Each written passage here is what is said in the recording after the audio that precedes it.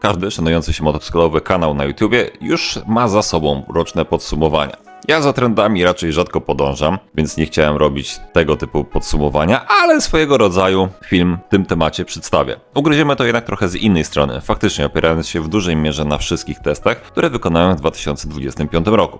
Od stereotypów, szczerze o faktycznej jakości motoryzacji, o serwisie i jak to wszystko będzie się rozwijać. I tak na początku, będzie trochę fascynacji, ale spokojnie, to nie jest laurka dla polskich importerów, a moje spostrzeżenia po kilku latach pracy. Więc w 2025 roku udało się zrobić kilka testów różnych maszyn, ale nie ma to tamto, były to głównie maszyny jednej produkcji, nawet jeśli nazwa na to nie wskazywała. Do tego dochodzą moje relacje z EICMA, liczę, że część z Was oglądających ten materiał trafiła na nie i się podobało. Stand up if you ready. Hands up if you ready. Say it loud if you ready. Jeśli tak, to bardzo proszę o łapę w górę, komentarz, podbicie, by tym podobnych materiałów z mojej ręki pojawiało się więcej. Wracając natomiast w relacjach z EICMY, w znacznej większości pojawiały się motocykle produkcji, oczywiście państwa środka. I teraz, analizując sytuację na rynku, komentarze pod materiałami czy rozmowy z ludźmi pokrewnej mi branży, tak od strony medialnej, jak i sprzedażowej jednośladów, narysował mi się scenariusz tegoż odcinka. Jako że z motoryzacją chińską obcuję już od 17 lat, to dość słusznie przyklejona mi została przez co po niektórych łatka specjalisty od Chińczyków. A co oczywiście mi nie przeszkadza, irytuje jednakowoż nie zawsze pochlebne nacechowanie tego przydomku. Dlaczegoż? Oczywiście, pierwsza rzecz to powszechnie krążąca opinia o Chińczykach. Produkty z Chin dla przeciętnego zjadacza chleba kojarzą się z tandetą, gorszym sortem, tanie, wątpliwej jakości towary wszelkiej maści. I żeby nie było, bazując na doświadczeniu nawet w sytuacji obecnej, jest to niejednokrotnie trafne skojarzenie, ale jak zwykle przydałoby się spojrzeć na problem szerzej, bez budowania głupich stereotypów. Bo jeśli by tak polegać na stereotypach, to w oczach Europy stereotypowy Polak to biedak, pijak i złodziej. To złodziej! I pijak! Bo każdy pijak to złodziej! Ale to nie do mnie tak. Do mnie nie. Z chińskimi motocyklami jest więc jak z zakupami. Jeśli robicie je w sklepie wszystko po 5 zł, no nie spodziewacie się raczej ekskluzywnych produktów, prawda? Więc w skuterze z Biedry za 1600 zł, bo był dorzucany w promocji do truskawek, ciężko się spodziewać wybitnej jakości, prawda? Tak jest. Ale to też nie tak do końca, ale o tym za chwilkę. Dążę do pewnego regularnie pojawiającego się pod filmami o chińskich motocyklach komentarza. Fajny, ale za drogi, wszystko super, ale powinien być tańszy i tym podobne brednie znawców biznesu. Dlaczego miałby być niby tańszy? Bo dla mnie jest to jednoznacznie, trochę generalizując, ale z gorszym produktem. Tu mam dwa przykłady. Wspomniany wcześniej skuter z Biedry za 1600 zł. Tani, nie był wybitny w żaden sposób, może nie był dobrze wykonany, no po prostu jeździł. Co przy cenie zakupu w Chinach, jak głosi legenda z okolic 2008 roku, 500 złotych. tak, mniej więcej taki skuter kosztował. Taki Romet. Miał te pojazdy w ofercie, jak wielu innych, ale pewnie nie potrafił w podobnych pieniądzach wyprodukować w Polsce dobrego roweru MTB. A tu mamy jeżdżący pojazd z europejską homologacją i bądź co bądź gwarancją. I tak, 400 zł, a cena zakupu u nas na poziomie 1600 zł, to niby szalona różnica. No tak, ale doliczcie ów gwarancję, homologację, VAT, cło, marże pośredników, marketing. I tak, to jest szalenie tanio. I ktoś rzuci zaraz, taka gwarancja to nic nie daje. A nie, idź pan w chuj. I jeśli tak myślisz, to nie zmienia faktu, że prawo narzuca gwarancję i rękojmię i producent czy importer musi wpisać to w koszta. No dobra, a jak to możliwe, że tak tanio Chińczyk produkuje? Tu pewnie nie po raz pierwszy padnie stwierdzenie. Efekt skali. Romet, Router, Zip, Kingway, Junak, Ferro, Barton, Benzer to tylko polscy importerzy. A klony jednego takiego modelu miała w swojej ofercie każda firma importująca chińskie skutery na świecie. Całym świecie. Nie znam dokładnych liczb, ale podejrzewam bardziej w miliony idziemy. I raz jeszcze.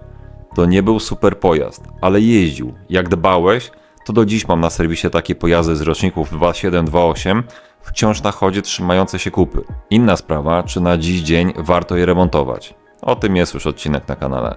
I na tych wszystkich pojazdach, na masówce, powstały firmy, na których pojazdy dziś ustawiają się kolejki, co widać zresztą w wynikach sprzedaży. Zobaczcie CF Moto 450 MT, Zontes 703 lub 368G, Benelli TRK 702. Pierwsze ich dostawy były sprzedawane nim się pojawiły w salonach, ale to jest zupełnie inny produkt niż te biedronkowe jednoślady. I tu świetnie za przykład może posłużyć mój prywatny Watch DS650X. A nawet nie on sam, bo moim zdaniem to jest taki etap przejściowy produkcji chińskiej. Chodzi mi o fabrykę, z której pochodzi. Mowa o Longqinie. Firma motocyklowa, którą zna prawdopodobnie każdy majster w tym kraju. Co kupił agregat czy kosiarkę 6,5 konia z Castodramy czy Mle.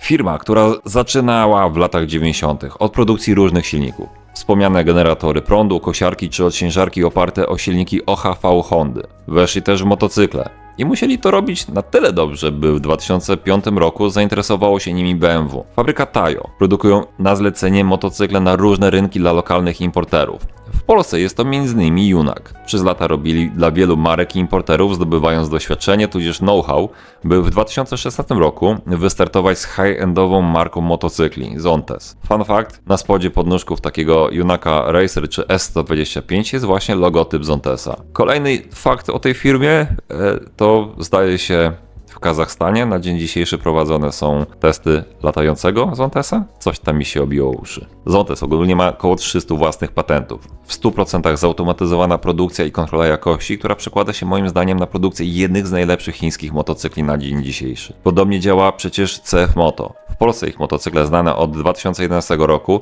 i jeszcze pod nazwą Junak. Nie wiem czy pamiętacie. Jetmax, NK, TR650? Ten ostatni posiada rekord Guinnessa. Właściwie to posiada go brytyjsko-amerykańska para, która pobiła rekord na najdłuższą motocyklową podróż krajową we dwoje. 33 000 km przez Chiny. Niby bezsensowne, ale aspiracje i pomysły mają, co? Ogólnie to już 36 lat historii. Rocznie 6000 pojazdów, 8000 silników. W tym te dla KTM i Husqvarny. A na mocy spółki joint venture także dla Yamahy. Jak mnie pamięć myli, to Kawasaki też tam partycypowało, stąd też silniki ER6 używane po dziś dzień. QJ Motor, nie mogło ich zabraknąć. Fabryka założona w roku, w którym się urodziłem. 41 lat produkcji. Od 1999 roku możemy ją kojarzyć jako Kiweya. To zdaje się pierwszy w pełni chiński brand. To oni pierwsi powiedzieli, że patrzcie, jesteśmy z Chin, ale możemy robić motorki tanio i dobrze. Jak wyszło? Dziś ich przychód roczny to prawie 3 biliony złotych. To mniej więcej PKB Polski. I mówimy tu o samym QJ-u, który należy do koncernu Geely. Tych odlicznie pojawiających się samochodów na naszym rynku pod nazwą własną, ale też może słyszeliście Volvo, Smart. Jak byliście w Londynie, to Double Decker i londyńskie taksówki, to też oni robią. QJ natomiast w dużym uproszczeniu Benelli, MBP, Marzocchi, MV Agusta i tak, stosunkowo świeże marki, istnieją dużo krócej od tych uznanych jak Honda, Yamaha czy BMW. Tylko po raz kolejny, tu mamy efekt skali. Spółki joint venture, własna produkcja i w kooperacjach. To są miliony wyprodukowanych sztuk rocznie, a każda wypuszczona maszyna to +1 do doświadczenia. Mają rozmach, skurwa. Mają czym się uczyć, bo produkują wszystko i dla każdego. No właśnie, produkują wszystko i dla wszystkich, więc rysują się dwa scenariusze. Jeden, jest gość, nazwijmy go Andrzej. Typowy biznesmen z kraju X, który chce zarabiać hajs. Zobaczył, że te motorki to fajnie się ostatnio rozwijają, a Chińczyk może mu to tanio wyprodukować. Andrzej często nie przejmuje się, z czego pojazd będzie zrobiony, bo na przykład chce tanio i szybko. Sprowadza więc to, co tam sobie wybrał, sprzedaje na rynek lokalny, raz lepszy, raz gorszy produkt. I Andrzej może przestać sprzedawać, bo nie opłaca się, bo konkurencja robi to lepiej. Andrzej może też dzielnie prowadzić i rozwijać swój brand i może to działać naprawdę dobrze, jeśli się odpowiednio do tego zabiera. Mamy takie przykłady w Polsce, mamy za granicą. Patrz, Magbor, Daytona, Mesh, Riehu, Malaguti. To naprawdę fajne marki. Drugi scenariusz. Chińska marka X, która zarobiła na Andrzeju i jemu podobnych. Współpracowała sobie na zasadzie spółki joint venture z jakąś powiedzmy europejską marką. Dzięki temu ma know-how oraz często technologię. Więc zaczyna sprzedawać motocykle, tyle że już nie lokalnie, a globalnie. Ten sam produkt na wszystkie rynki jednocześnie. Jakość produkcji kontroluje sama fabryka. Jakość sprzedaży, serwisu czy marketing partycypują, ale generalnie odpowiada już importer na dany kraj lub region. Może być to nasz Andrzej, może być też zupełnie inny ziomek, nazwijmy go Mirek.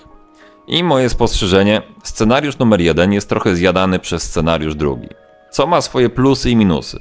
Z plusów kupujemy pojazd własnej marki, patrząc na podane wcześniej przykłady ogromnych firm z gigantycznym budżetem, nieosiągalnym dla lokalnych importerów.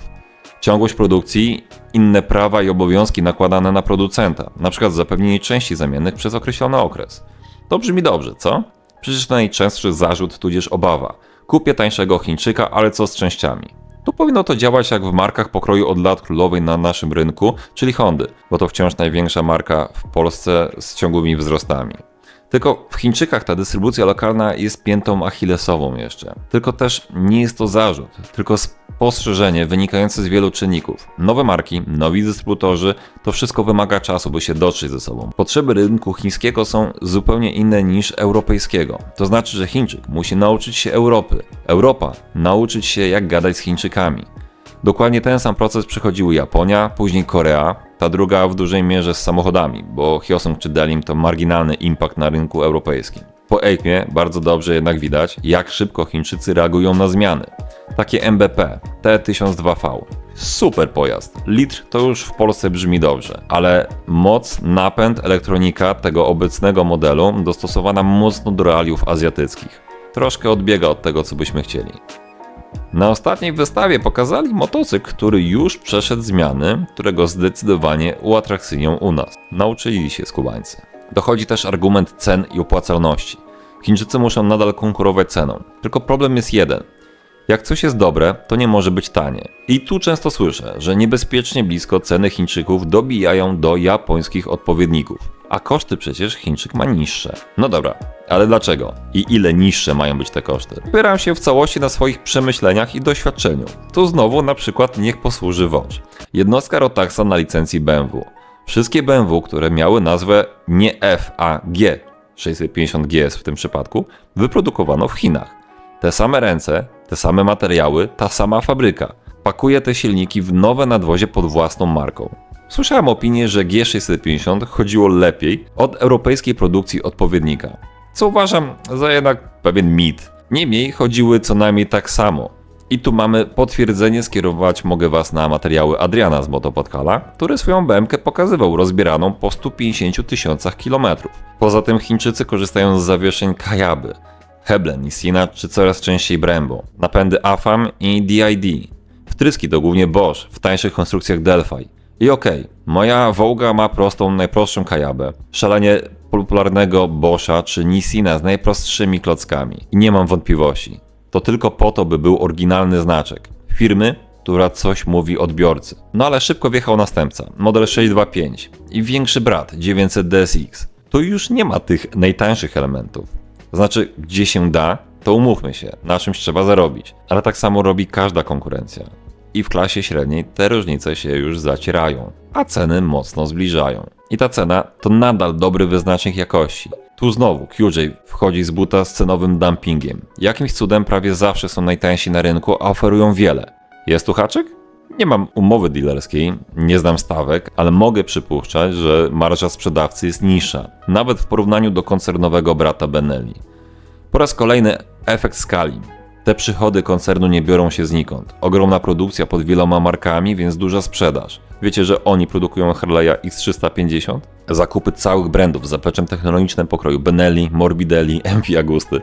To też ułatwia dostęp do gotowej technologii. No i jak jesteśmy już przy technologii, dobrze byłoby to wszystko naprawić. Więc pogadajmy o serwisie i częściach. W teorii jest wszystko proste. Znane nam już markowe podzespoły upakowane w motocykle opierające się technologicznie o znane jednostki napędowe uznanych marek. Silniki na licencji, czyli Watch z silnikiem 350, 650 i 900. Wykupione wzory, tu świetnym przykładem będzie CF Moto i Kowe w pojemności 800. Jest też Cyclone o pojemności 650 z jednostką od angielskiego Nortona. Klony? 125, dwa na dzień dziś najpopularniejsze to od Hondy CG i CB 125. Honda to ogólnie jest mocno kopiowana, tak wizualnie jak silnikowo. I o ile wygląd to zazwyczaj bezczelne i nie zawsze udane kopie, tak silniki nie wydaje mi się, by to były tylko frywolne kopie. W niektórych przypadkach jest im zbyt blisko. No i tutaj sprawę wyjaśnia pojęcie spółki joint venture. Wiecie, to działa tak, my wam produkujemy tanio, ale wy przychodzicie do nas i zostawiacie coś tutaj. Najlepszy przykład? CF Moto MT450. Rok przed wprowadzeniem na rynek tego modelu weszli w spółkę z Yamahą. Co prawda mieli to sprzedawać tylko na rynki azjatyckie. A teraz zobaczcie na japońską 300 z serii CP2 produkowaną właśnie w Chinach i rozwierconą 450 od Chińczyków. A na platformie CF-ki na dniach pojawia się Moto Morini Outright. To samo w przypadku CBR600. Rzędowa 4-cylindrowa jednostka Hondy. Oczywiście z pewnymi zmianami siedzi w QJ SRK 800, będzie LFC 700 i wielu innych. Tak więc, raz jeszcze, silniki to kopie łamane na klony, jak zwał tak zwał. W pewnych przypadkach ułatwia to zakup części do napraw czy eksploatacyjnych. Części silnikowe do mojej Wołgi zamawiam po ich numerach katalogowych od BMW. W innych zależy jak bardzo silnik się zmienił. Natomiast oczywiście, nawet jakby pasowało 1:1, to Chińczyk ma trochę tańsze części zamienne, więc bardziej ci, co szukają gratów do Japończyków, mają szansę tu zaoszczędzić. Ktoś powie, no ale jakość jest gorsza. Ja odpowiem, okej, żyj w tym przekonaniu. Wielki plus to ten transfer technologiczny, czyli jednostki napędowe przekazywane między chińskimi fabrykami. Odsprzedawane, czy co tam się z nimi dzieje, nie mam tutaj jednoznacznej odpowiedzi. Ale spójrzcie, mamy jeden silnik, 3 lub 4 maszyny pod różnymi nazwami, w teorii konkurencyjnych firm, a dla klienta to zaplecze części z kilku miejsc. Tak na przyszłość, po gwarancji. W nowym to bardziej dla serwisu gwarancyjnego jest plus. Jeśli taka potrzeba się znajdzie, a importer zawiedzie, to mamy opcję. Tu znowu Wołga, ostatnia przebudowa, gdzie zgubiłem pierdołę niby. Śruby do tarczy hamulcowej. Tego nie szło dopasować od niczego innego. Kołnierz 8 mm zamiast 5-6 jak w innych motocyklach. W Polsce brak. Czechy na tą chwilę brak. Francja i Anglia przegięli z cenami. Ale AliExpress w 7 dni i 70 zł za komplet 10 sztuk. Tu ciekawostka, bo AliExpress ma zazwyczaj bardzo drogie części oryginalne do wszystkich chińskich brandów, które znamy. Wysyłka jest natychmiastowa i szybka, bo idzie jako drobnica drogą powietrzną. Importer zamawia części bezpośrednio z fabryki. Kontenery swoje kosztują. Podobnie jak wszelkie podatki, transport morski czy kolejowy. To trwa 2-3 miesiące i to już rodzi problem. Zwłaszcza w kontekście premierowych motocykli.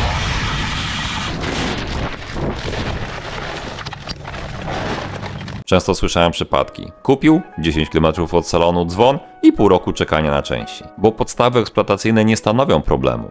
Ale elementy nadwozia, kompletne zawieszenie, ciężko by było dzień po premierze to wszystko dostać. Zontes może być przykładem i nie on jeden, ale patrząc na przykład na 703 i 368G, zadebiutowały w 2025 roku. Salony dostawały ochłapy zamówień, importer nie zamówił za mało, Zontes po prostu nie wyrabiał z produkcją. Także części. Na EICMA 2025 pokazane zostały już odmienione modele. Nie jakoś znacznie, ale wiecie, elektryka i mechanika trochę się jednak zmieniają. Motocykle pojawią się w tym roku na rynku. To kolejne zamówienia, kolejne numery katalogowe, kolejna zmiana. Konsekwencja tego, jak szybko się w Chinach zmienia i często opóźnień, z jakimi motocykle te wchodzą na nasz rynek. To wygląda chaotycznie. Jest to ciężkie do ogarnięcia. I to, jak długo użytkownik będzie zadowolony, jak długo serwisy będą podejmowały się napraw, zależy w dużej mierze od importera, ale też i sprawności samej fabryki. Na szczęście ten pik zmian zaraz wyhamuje, to szybko się stabilizuje, a patrząc przez pryzmat 17 lat pracy, jestem raczej spokojny. Do dziś dzień jestem w stanie naprawić Chińczyka z pierwszych ich lat sprzedaży. Od importera, który już dawno nie istnieje. Okej, polegając na doświadczeniu, bo wiem co, do czego i gdzie. To, co dostajemy na dziś dzień, wygląda o niebo lepiej. Motocykle to przepaść wykonania, jakość, którą kontroluje globalnie producent, nie lokalni handlarze. Pojawiają się katalogi, szkolenia, Chińczycy udostępniają na YouTubie filmy instruktażowe do swoich pojazdów. To super, widać zmiany. I wiecie co, tak strasznie długi ten film już się robi. Ja mogę gadać jeszcze długo, bo przemyśleń mam dużo. Dużo w głowie miałem pomysłów, wątków do ugryzienia, wiele przeoczyłem lub bardzo lakonicznie musnąłem. Liczę na to, że jest to materiał zrozumiały. Tak naprawdę to dobry pomysł na jakiś podcast, może reflektujecie. Ale z grubsza mam nadzieję powiedziałem, co miałem powiedzieć, opierając się o wątki często przewijające się w internecie. Widzę, że wiele osób podchodzi zdroworozsądkowo do tematu. Jest też beton, który żyje stereotypami. Ten film nie ma nikogo przekabacić, czy namówić. Od spojrzenia na sytuację dynamicznie rozwijającego się rynku przez człowieka, który chwilę się temu przygląda. Tak od strony sprzedaży, serwisu, jak i po prostu pasjonata każdej formy motoryzacji. I to tyle. Jeśli dobrze Ci się słuchało, zostaw proszę podbicie, lajka i komentarz, na który chętnie odpowiem i podebatuję. Wiecie, to taki motywator do dalszej pracy. Tymczasem dziękuję za oglądanie i mam nadzieję do następnego materiału.